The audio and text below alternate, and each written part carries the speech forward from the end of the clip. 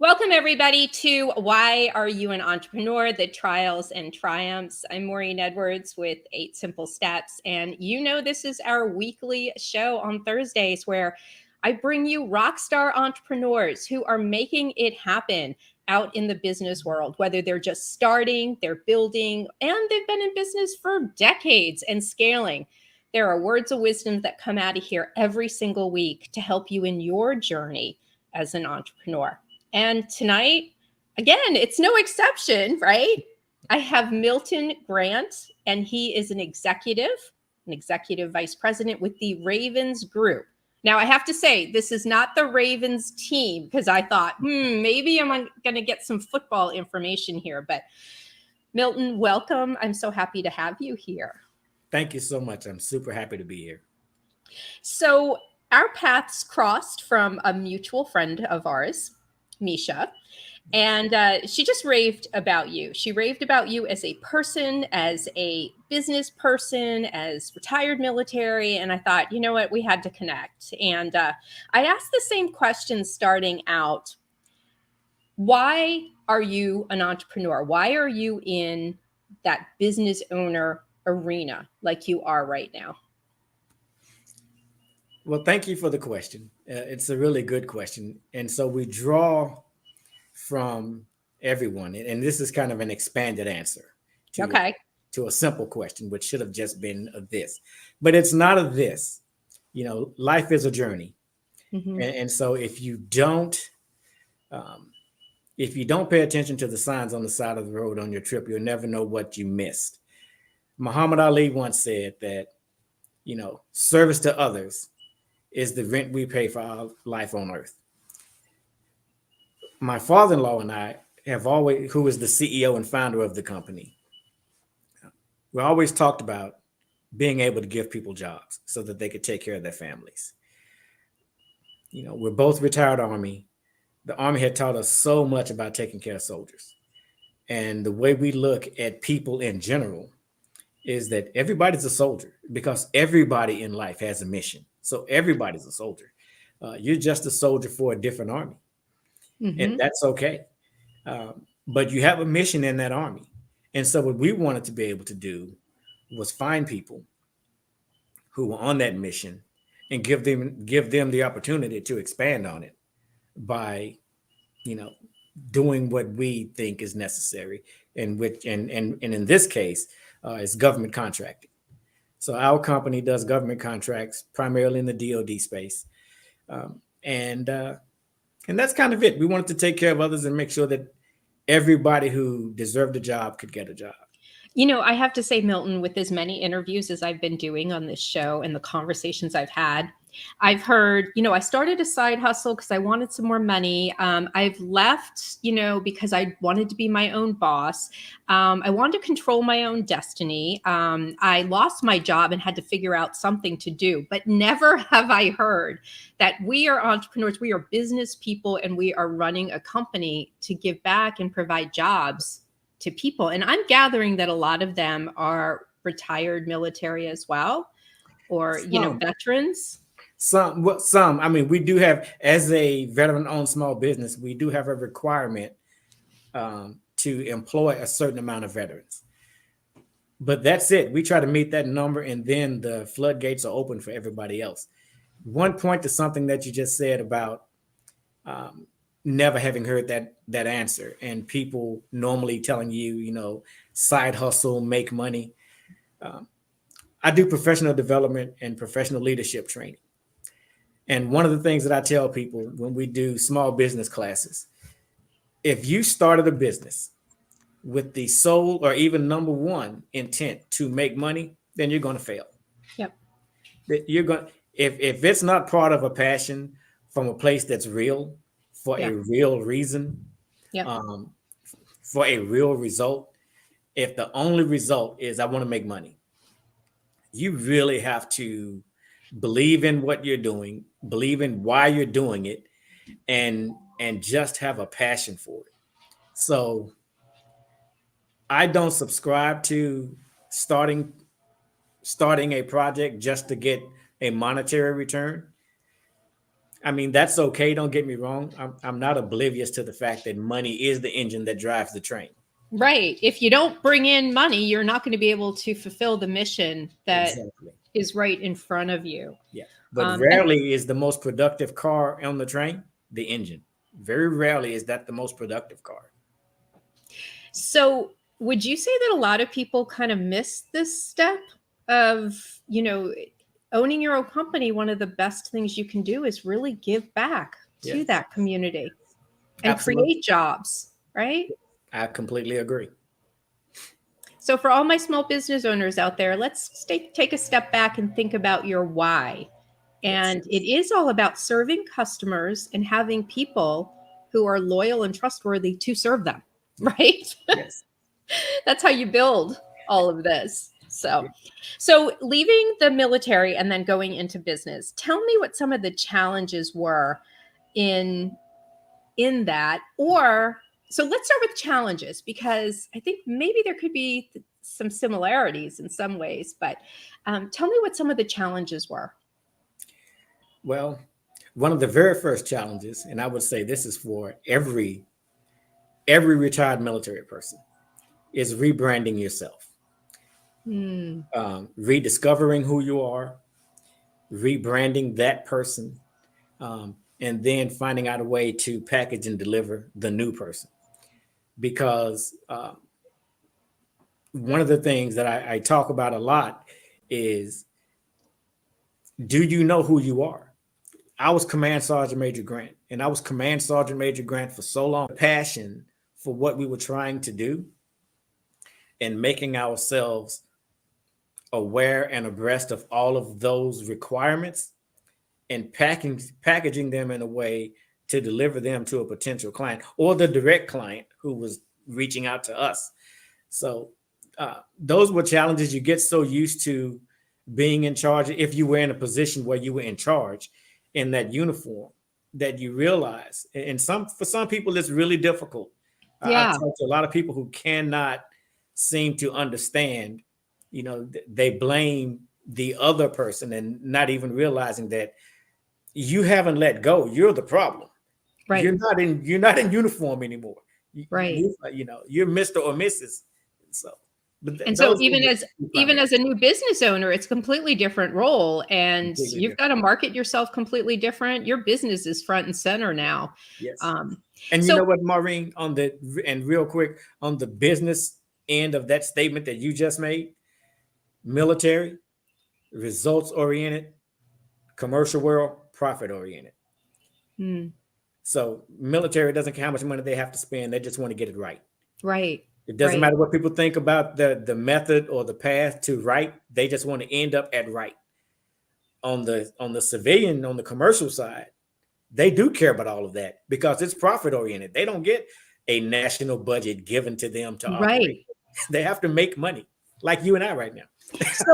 So that's a completely different mindset when you come out of that. So if you're going to become a business owner, you're going to venture into entrepreneurship, you're going to have to switch your gear, a completely a 180. And I can imagine that being very much of a challenge. Yes.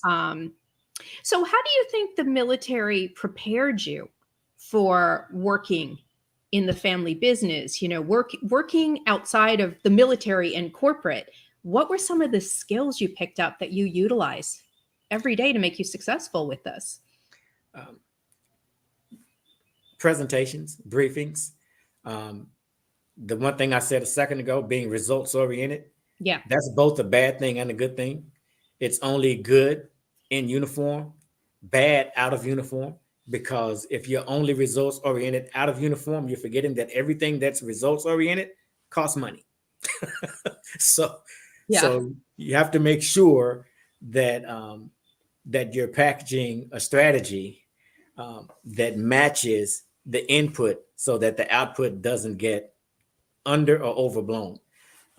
But just dealing with people, one of the most beautiful things about the military, regardless of what branch of service, we're all from everywhere. Mm-hmm. I know when I was a drill sergeant, I would have my soldiers, 250 man company, and I would stand them up and just and categorize them. and I would categorize them or compartmentalize them by all of my East Coast, West Coast, North, South, and then my island, everywhere from Puerto Rico to Haiti, to just to show them you're not all from the same neighborhood. We're going to be a team. And at the end of the day, I want you to look at where we are right now. And then, for example, basic training at Fort Benning, and 13 weeks later, I want you to remember this day and then look at where you are right before we get ready to graduate. And so that's one of the things that I think the military has an advantage of over pretty much everybody else, in that you really have to learn how to communicate across cultures. Yeah. You can't just speak your language. You can't just accept your understanding. It's a really big deal, because at the end of the day, in that uniform, we are the only thing that we have the same is the mission. Yeah. And if we can't get on the same page for the mission, then we fail.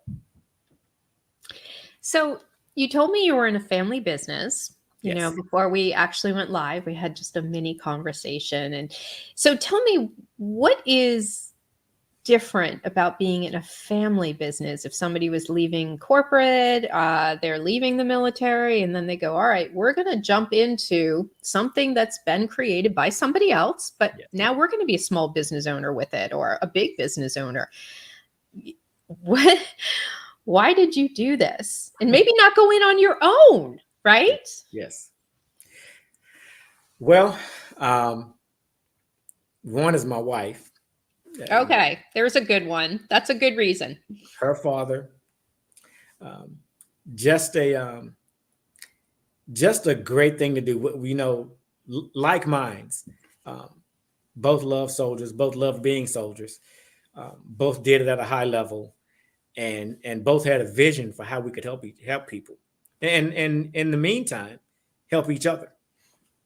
So this was a way to say, you know what, let's identify a lane, because we knew what it was like when we were getting ready to get out. It's a nightmare.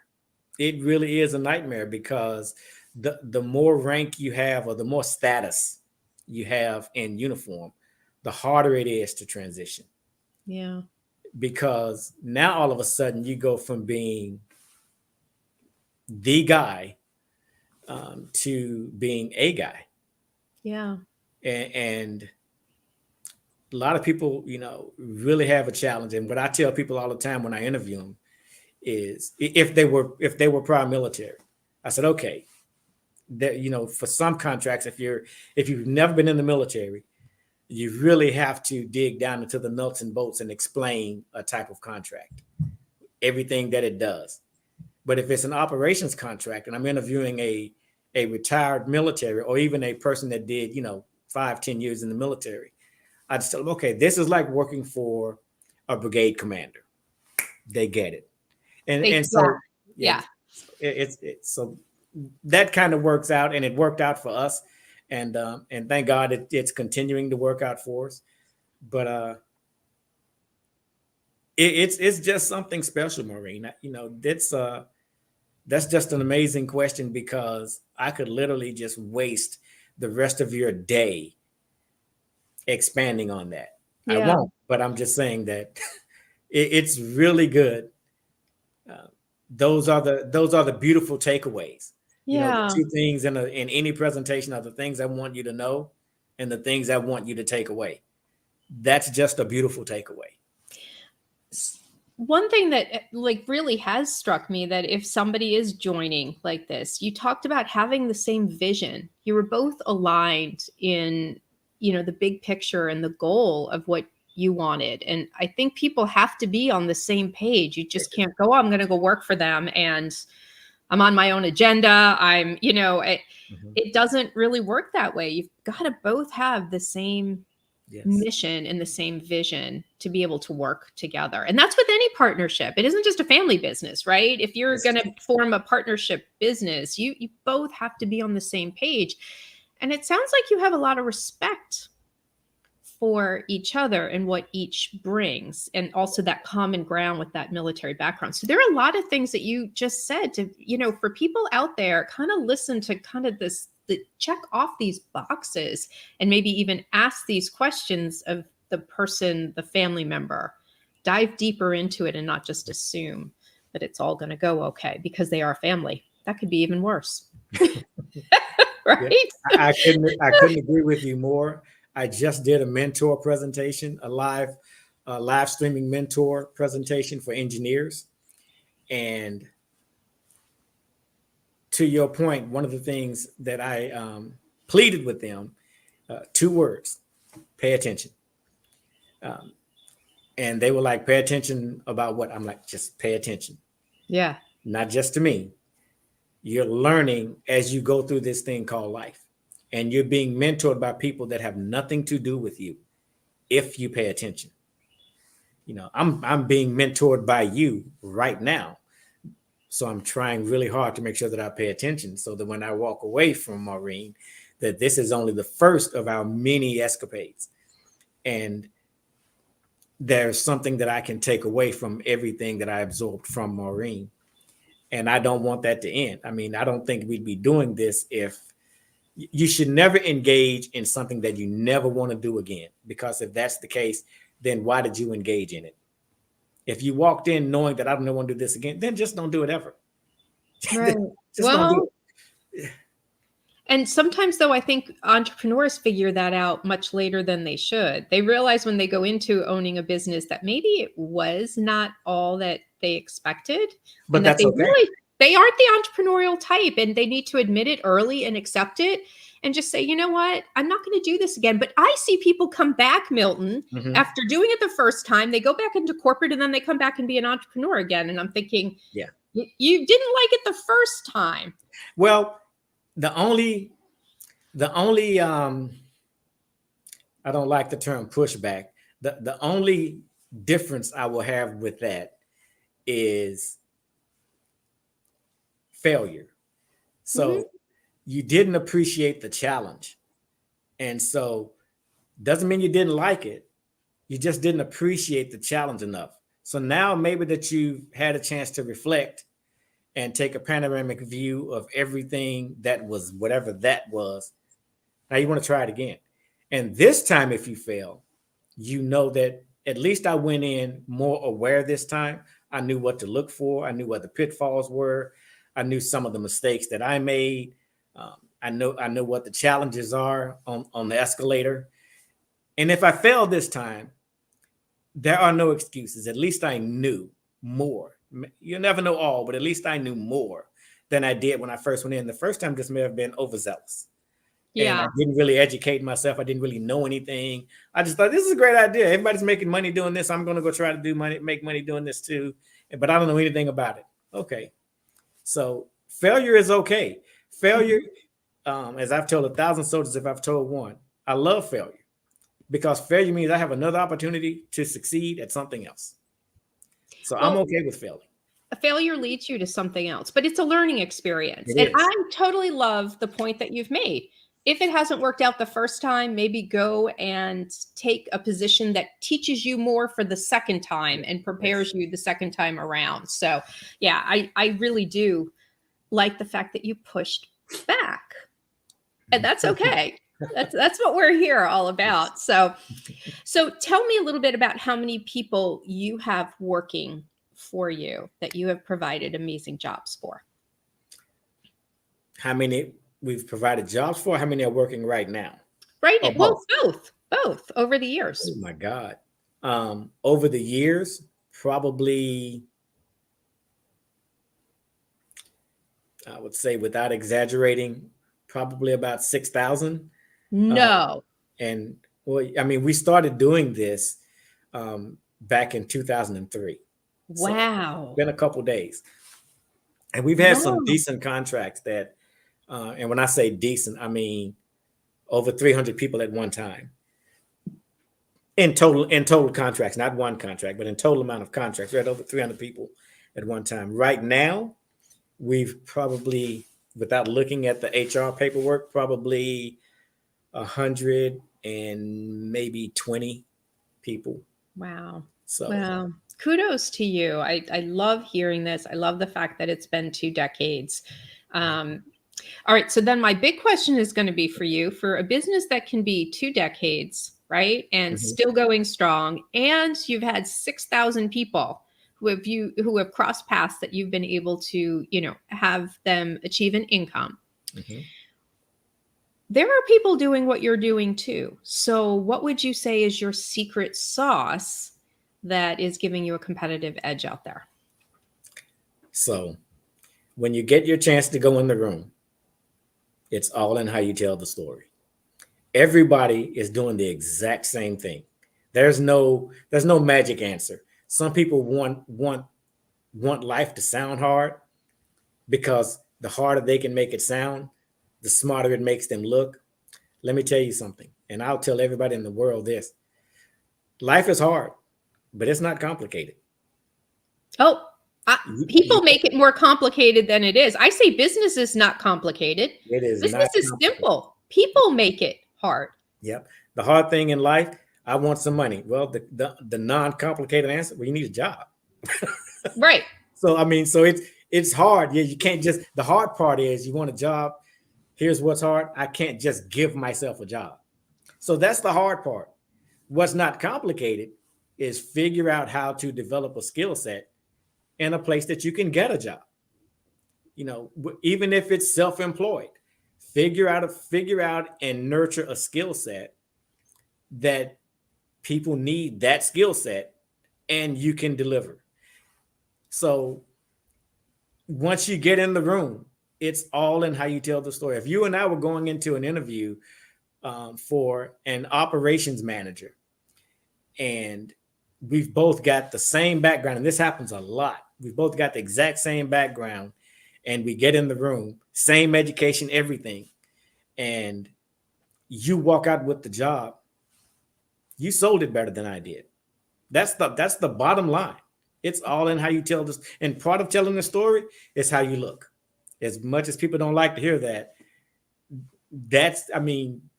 at some point, if I want to bring you in on the team and I want you to be a representative of whatever it is we're doing here, not just of the company, but the thing that we're doing, your face is going to be attached to that too.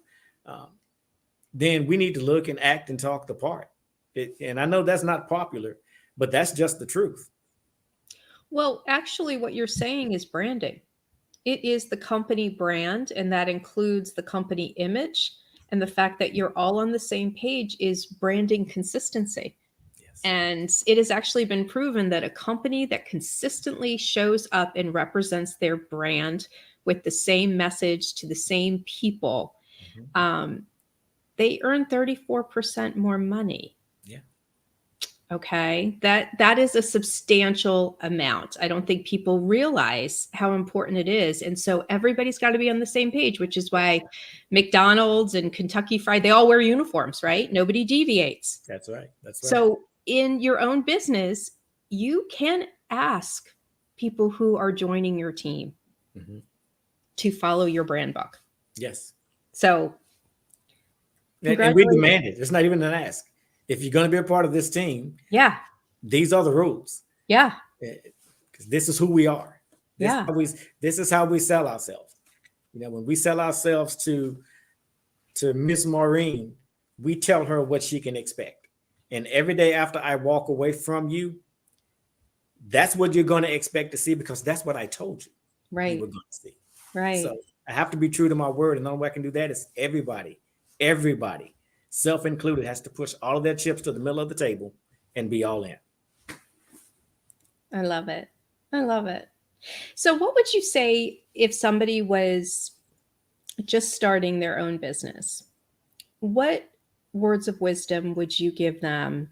They're raw, they're pure. Let's talk about one of your veterans. They come out, they are making that transition, and now they are starting their own company.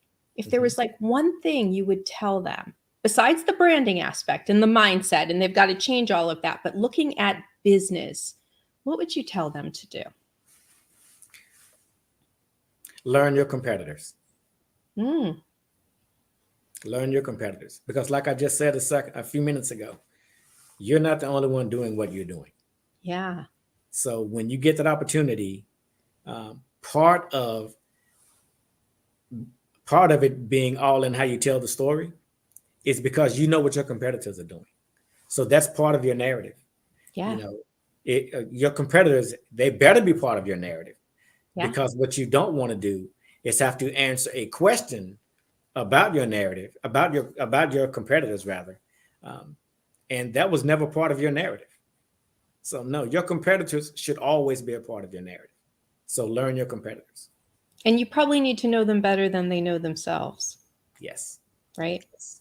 And I always Absolutely. say in my branding program, one of the parts is the third week is all about competitive differentiation. And how do you differentiate yourself from them? And unless you know who they are and you've Yes. researched them and you see their brand and their messaging and their, like you Yes. said, their narrative, their story, Yes. what that's kind of a guide, right? To be Exactly. different. Exactly. I mean, as your potential client, um, as you're talking to me, I'm doing a cost benefit analysis Mm-hmm. on you and everybody else that does what I'm talking to you about. So um, you should know that, because you should expect me to ask you a question about that. Mm-hmm. You should expect me to ask you a question about price, about deviation, about lead times, about retention. You should know everything about me, but from a competitor standpoint. Yeah. So Awesome. That is excellent advice. So my last question for you is there a favorite quote you have that really sticks with you and you kind of follow a lot of the times? well, I'm a poet. Oh, And okay. So I asked like a really good question here that's in your lane. you did, and you did. I didn't know that. I swear. I had no idea. All Well, right, so we're going to get a good one here. one of my favorite poems. It's not my favorite, but it's one of my favorite poems, and that is "The Charge of the Light Brigade."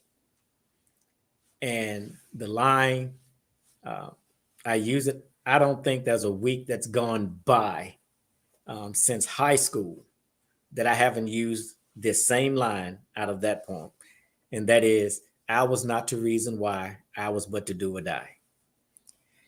And that's how I feel about my family. That's how I feel about my work. That's how I feel about the Army. Um, few people could say that they love the Army more than I do. If they call me back tonight, I'd go tomorrow. Now I'd go a little mad, but I would go. You sound just like my husband, Milton. You and he's, him would be able he's a to good man. have amazing conversations Yeah. because if there was anybody born and bred to do it, it's him. It's So a special thing. it Um, is. the Army just, the military as a whole, but I'm way more biased in favor of the Army. The Army is just that special group of people that it's just something about being on the ground Oh and yeah. seeing everything up Yep. close and personal, The face to front face. line. Yep. Yes. It's the front line. Yep. And, I always say it's like doing market research, right? The best market research is being right out there in front of yeah, everybody in your environment, yeah. It's the taking it form. all in. Yep, it's Yeah. the forms of intelligence. Yeah. Human intelligence is it. Yeah. Human intelligence. Well, I hope that you will join us again, Milton. I've absolutely had the most amazing conversation with you tonight and just a real true pleasure getting to know you. So I'm so glad that you said yes tonight. And I hope that you will come back and give us updates on how things are going. And I just think you have a lot of wisdom that we could talk about and you can share that we couldn't get all in 30 minutes. So for people who do want to work with you or want to connect with you, how can they reach you?